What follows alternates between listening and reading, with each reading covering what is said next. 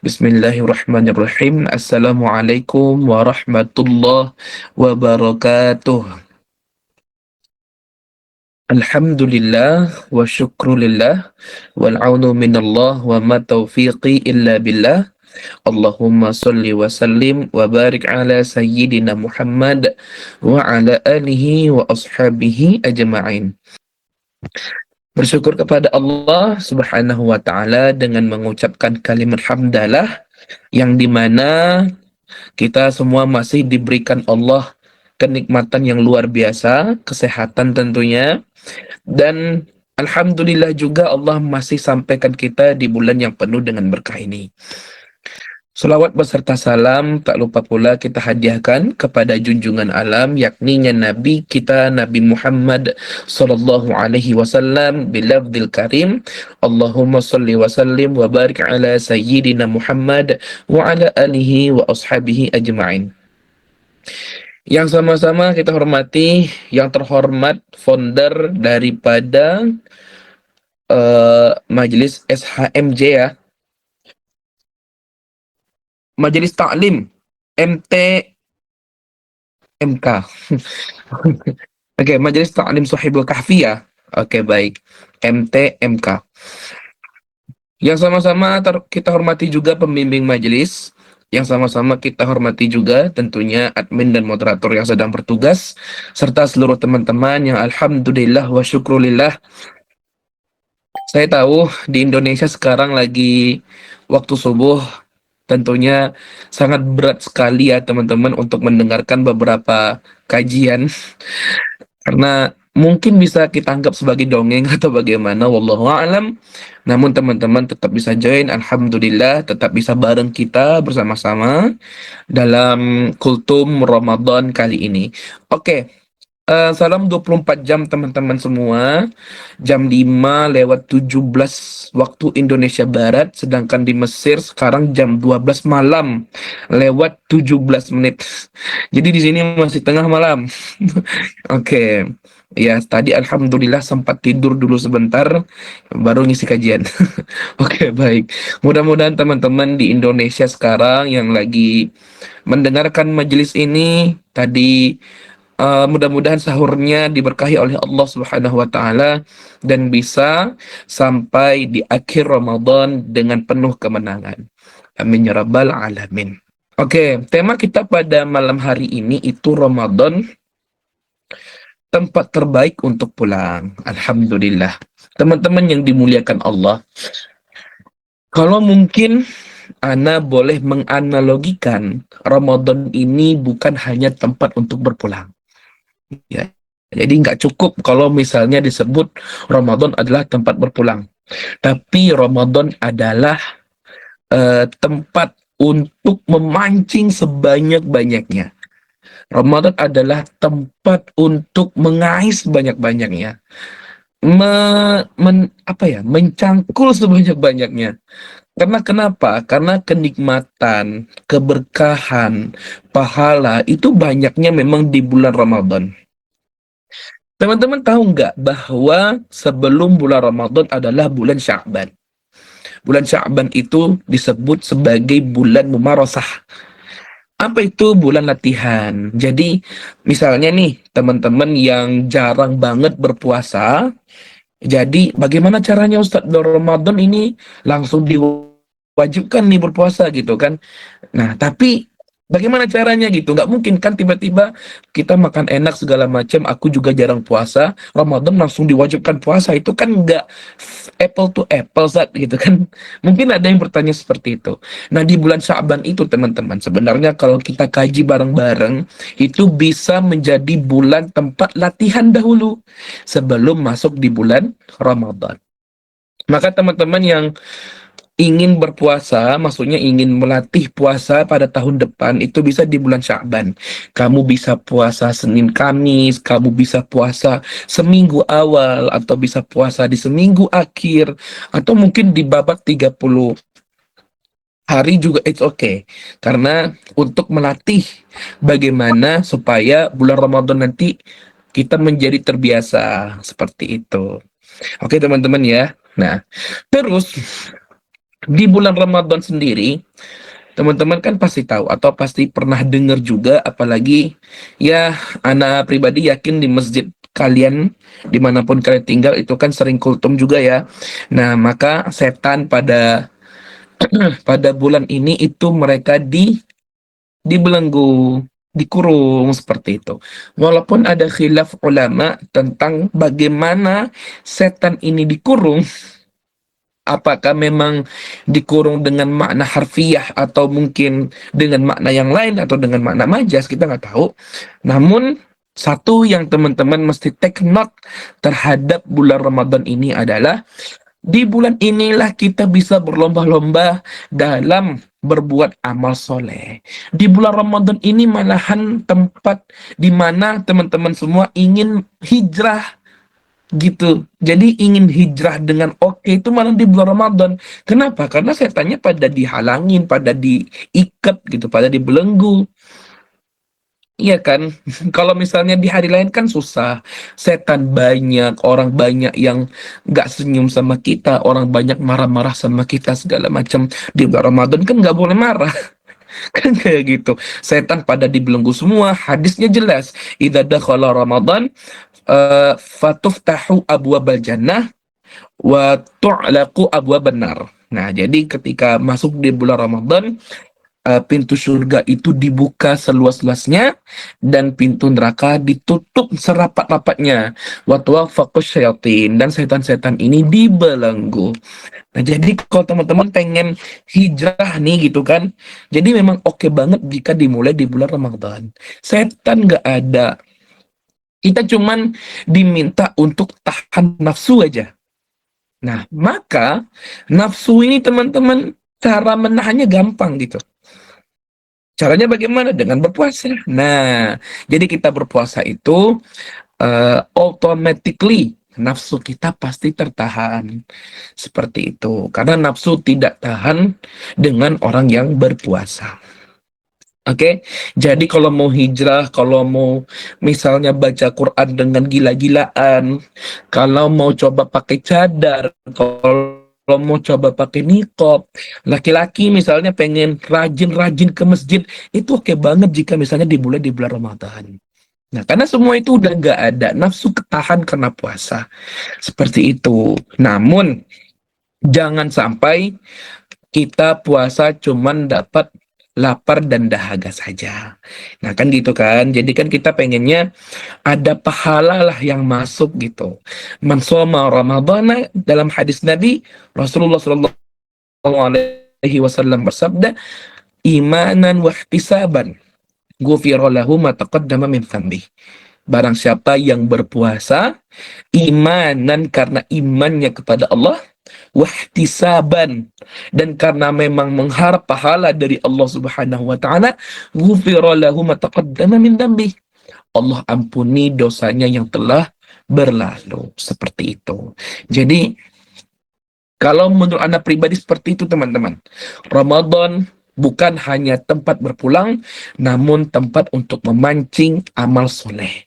Ramadan juga merupakan untuk mengais lebih banyak pahala-pahala, keberkahan, dan Ramadan juga merupakan tempat permulaan bagi siapa saja yang ingin berubah, ingin hijrah, dan ingin melakukan apapun yang berada dalam price listnya.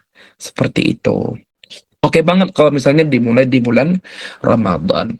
Nah, teman-teman yang dimuliakan Allah Subhanahu wa taala, ada satu kisah yang menarik tentang nafsu. Jadi ini eksklusif ya. Anda pribadi sampaikan ke kalian aja. Nafsu itu teman-teman ada dalam tafsir Tawdih al-Bayan. Nafsu itu disebut sebagai makhluk. Nafsu itu makhluk.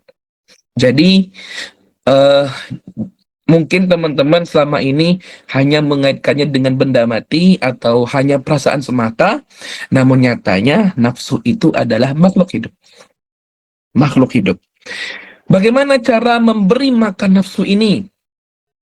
Caranya adalah eh, kita tidak lagi percaya kepada Tuhan. atau tidak lagi memperdulikan takdir Tuhan. Itu adalah makanan nafsu. Satu. Yang kedua, teman-teman selalu mengkonsumsi makan daging. Itu juga makanan nafsu. Kenapa demikian? Oke, kita bahas satu-satu. Yang pertama, makanan nafsu adalah sesuatu yang berbau dengan malas. Seperti itu. Atau, eh misalnya nih, nafsu itu teman-teman sekalian. Kalau kita sudah nggak percaya sama Allah, maka dia makin membesar, makin kuat. Kok bisa gitu, Ustaz? Karena nafsu ini adalah makhluk hidup yang mungkin hampir sama derajatnya dengan Fir'aun. Tidak mengakui Tuhan. Karena nafsu ini sombongnya luar biasa. Bedanya kalau Fir'aun itu mengatakan, Ana Rabbukumul A'la. Aku adalah Tuhan yang maha tinggi. Seperti itu. Namun di akhir hidupnya, hampir saja ia bertobat. Nah, seperti itu. Kok nafsu enggak? Mau dihukum seperti apapun nafsu itu, dia tidak akan pernah tunduk pada siapapun. Dipaksa tunduk, Allah adalah Tuhanmu, engkau adalah hambaku, mana mau dia? Dia bilang aku adalah aku, kamu adalah kamu, gitu. Jadi sombongnya bukan main nih si nafsu ini, gitu loh teman-teman. Nah, jadi orang-orang yang tidak percaya dengan takdir Allah, atau orang yang tidak terima dengan Allah Subhanahu wa Ta'ala, maka nafsunya akan semakin membesar. Seperti itu. Orang-orang yang tidak mau menerima ketentuan Allah, kayak orang pacaran, itu kan imannya udah rusak, maka nafsunya akan semakin membesar. Ingin menjumpai laki-laki, pokoknya saya butuh laki-laki, perempuan saya butuh perempuan, gitu. Jadi saya butuh ini, saya butuh itu, saya butuh ini, saya pengen ini, saya pengen itu. Nafsunya makin membesar. Itu dia. Yang kedua, makan daging. Kenapa makan daging, teman-teman? Makan daging itu, ini bukan daging ayam ya, tapi kayak daging sapi, atau mungkin daging kerbau, dan segala macamnya, itu membangkitkan gairah. Daging-daging itu membangkitkan gairah. Jadi nafsunya makin besar dan makin membesar. Seperti itu. Itu makanan nafsu. Jadi kisahnya adalah suatu hari nafsu ini dihukumlah sama Allah, gitu kan. Ada satu riwayat seperti itu. Nafsu ini dihukum sama Allah dan dipenjara, dikurung. Dipenjara, dikurung, dan di tangannya di apa ya, ibaratnya dipasung gitulah, diikat gitu, dibelenggu. Tapi waktu itu malaikat tetap memberinya makan. Oke, jadi paham ya teman-teman case-nya. Nafsu ini dipenjara, dibelenggu, tapi masih tetap dikasih makan. Jadi malaikat bertanya kepada nafsu. Bukan bertanya sih, tapi lebih ke, wahai nafsu, akuilah bahwa Allah adalah Tuhanmu, dan engkau adalah hambanya Allah. Seperti itu. Terus nafsu ngomong seperti ini. Enggak, aku adalah aku. Ya, Allah adalah Allah. Nah, jadi dia nggak mau mengakui bahwa dia adalah hambanya Allah. Nah, tapi ya aku adalah aku, Allah adalah Allah. Nah, setelah itu pernyataan dari nafsu muncul, maka hukumannya nafsu makin ditambah. Seperti apa ditambahnya? Dimasukkan ke dalam penjara yang berisikan api, dan dihukum seberat-beratnya, dicambuk, dihantam segala macam, gitu kan. Ya, teman-teman bisa membayangkan lah seperti apa dahsyatnya hukuman bagi si nafsu ini. Dikeluarkanlah nafsu itu. Kembali ditanya, akuilah bahwa Allah adalah Tuhanmu dan engkau adalah hamba Allah. Nafsu dengan petantang-petentengnya menjawab, la, enggak, aku adalah aku, Allah adalah Allah. Jadi kalau bahasa kasarnya, ya aku ya kamu gitu. Nah, seperti itu teman-teman.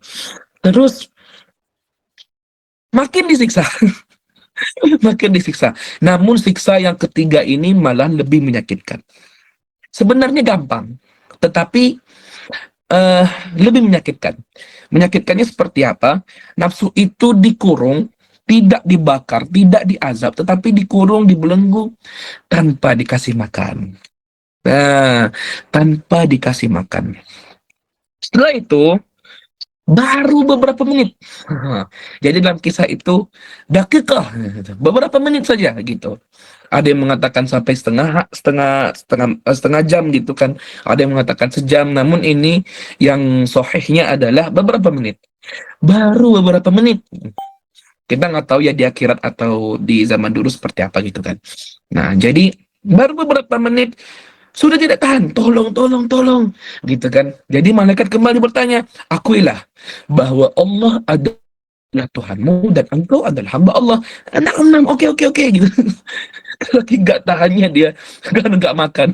Jadi, iya, iya, iya, Allah adalah Tuhanku, aku adalah hamba Allah. Nah, seperti itu. Nah, oke. Jadi sampai seperti itu gitu teman-teman di eh, pernyataannya. Jadi ternyata nafsu itu tidak bisa tidak makan. Nah, mesti makan. Nah, seperti itu. Jadi makanya sekarang kita berpuasa, maka itu sama dengan merendahkan hawa nafsunya. Nah, seperti itu. Dan mungkin ada beberapa ustadz yang dimana istrinya sudah meninggal, innalillah gitu kan. Dan daripada nafsunya makin berkuar-kuar, pengen nikah lagi segala macam, maka ustadz itu akhirnya menahan nafsunya dengan selalu berpuasa setiap hari. Jadi tidak ada kepikiran bahwa nanti akan menikah lagi atau seperti apa, karena sangat sayang kepada istrinya. Nah, begitu. Jadi teman-teman yang dimuliakan Allah Subhanahu wa taala, di bulan Ramadan ini adalah titik awal kita dalam memulai sesuatu. Bahkan bisa dibilang sebagai pedal apa ya? Pedal gas. Sebagai pedal gas supaya bisa menjadi contoh di bulan-bulan selanjutnya. Teman-teman bisa baca Quran dengan nikmat, dengan tenang, tanpa gangguan setan. Setan nggak akan bisikan karena sudah dibelenggu. Jadi fokus membaca, enak banget baca di Al-Quran tuh, di bulan Al-Quran ini, gitu kan. Enak banget baca, apalagi di tengah malam, apalagi setelah sahur, itu nikmatnya luar biasa. Setan nggak bisikin apa-apa. Kan enak, seru gitu kan. Orang nggak bisa marah, orang nggak bisa ngejudge, kalau nggak makruh puasanya. Nah, jadi kan bisa langsung pakai cadar, langsung pakai niqab. Yang laki-laki awalnya suka di tongkrongan bisa berangsur-angsur pergi ke masjid gitu kan, nggak ada yang ngejudge, nggak boleh ngejudge, nggak boleh marah. Kenapa? Ntar takut puasanya makruh. Seperti itu. Jadi pedal gas. Nah, jadi jadikanlah Ramadan tahun ini teman-teman sekalian menjadi Ramadan yang terbaik. Seperti itu. Karena kita tentunya tidak tahu apakah kita akan berjumpa dengan Ramadan selanjutnya ataupun tidak. Selalu semangat teman-teman dalam bulan Ramadan, sering-sering baca Quran, boleh tidur. Tapi kalau misalnya kamu tidak bergadang, baca Quran, zikir segala macam, jangan banyak tidur. Nah, jadi ada beberapa teman-teman kita yang salah. Tidur itu kan ibadah di bulan Ramadan, Ustadz, betul, tapi bagi yang bergadang di malam hari baca Quran. Nah, seperti itu. Jadi, jangan salah kaprah, jangan asik tidur aja. Jangan remehkan bulan Al-Quran ini atau bulan Ramadan ini. Pakai itu untuk berlomba-lomba lah, mengapain kek, mau sedekah kek segala macam seperti itu. Di Mesir, teman-teman, Mesir itu termasuk negara yang inflasinya gede-gedean. Lebih bagus Indonesia jauh. Jadi bagi kami, bagi para mahasiswa Indonesia di Mesir, sekacau-kacaunya Indonesia sekarang gitu kan, tapi dibandingkan dengan Mesir masih jauh banget. Indonesia itu masih tenang, Indonesia itu masih selamat. Di Mesir ini inflasi gede-gedean teman-teman sekalian. Rupiah dibandingkan dengan pound Mesir itu jauh banget gitu loh. Kami beli telur satu itu harganya 3 pon. Harganya 3 pon. Ada yang 5 pon gitu kan. 5 pon itu berapa rupiah Ustadz? Nggak tahu berapa rupiah karena saking kecilnya. Nah gitu. 1.000 aja mungkin itu 10 atau 8 ponan gitu. Nah, jadi jauh banget gitu. Jadi ada berita-berita yang mengenakan pemerintahan kita segala macam, bilang Indonesia gawat segala macam. Masih gawat Mesir. Nah, tapi segawat-gawatnya Mesir teman-teman, masyarakatnya mayoritas Muslim, mereka semua percaya kepada Allah. Dan walaupun ekonomi mereka tidak sebaik kita, mereka tetap selalu bersedekah. Sedekah, sedekah, sedekah gitu. Jadi kami keluar rumah dapat sedekah kurma, dapat sedekah nasi ayam, dapat sedekah daging sapi segala macam, enak banget di bulan Ramadan. Kita sampai nggak ngeluarin uang gitu loh untuk makan karena di mana-mana ada aja yang ngasih makan. Di Al Azhar itu memberikan 17.000 makanan setiap hari, 17.000 makanan. Jadi ngantri aja kita di depan pintu Al Azhar itu masuk dapat. Nah, dapat nasi kuning, ada daging sapinya, ada nuggetnya, ada ayamnya, ya gitu. Jadi ya, mereka sangat memanfaatkan bulan Ramadan ini dengan sebaik-baiknya. Mereka tidak marah, mereka murah senyum dan luar biasa. Jadi mudah-mudahan teman-teman kita bisa meniru bagaimana masyarakat Muslim yang berada di negara-negara Arab dalam memanfaatkan bulan Ramadan yang penuh dengan keberkahan ini. Mungkin itu aja yang dapat Ana pribadi sampaikan. Lebih dan kurang mohon maaf. Baik, saya izin menutup kajian pada pagi hari ini. Syukran jazakumullah atas Ustadz yang sudah bersedia menjawab pertanyaan-pertanyaan dari anak-anak MTSK. Teman-teman Majelis Tahlim Saibul Kafi yang dirahmati Allah, tidak terasa kita telah sampai di penghujung acara kajian hari ini. Semoga apa yang kita pelajari bukan hanya menambah ilmu, tapi juga menguatkan iman dan memperbaiki diri kita, khususnya di bulan Ramadan yang penuh berkah ini. Baik, Ustadz, apakah Ustadz bersedia untuk memimpin doa penutup? Oke, baik. Sebelum berdoa, terima kasih semuanya sudah hadir di majelis kali ini. Ana yakin di pagi hari itu sangat berat banget untuk dengar kajian segala macam, tapi teman-teman masih tetap istiqomah. That's wonderful, guys. Phenomenal. Luar biasa. Mudah-mudahan teman-teman yang lagi mendengarkan dan juga lagi bertanya itu mendapatkan pahala yang istimewa di hadapan Allah Subhanahu wa taala. Puasanya dilancarkan. Mudah-mudahan kita bisa berjumpa di Ramadan berikutnya. Senang sekali sharing dengan teman-teman sekalian dan menjawab pertanyaan teman-teman sekalian. Mudah-mudahan bermanfaat bagi kita semua. Jangan lupa, kalau misalnya teman-teman bisa lihat Google atau mungkin dekat dari masjid atau segala macamnya, kalau sudah waktu syuruk maka sholat sunnah. Jadi teman-teman, karena kita berada di bulan Ramadan, ada namanya sholat syuruk atau sholat fajar.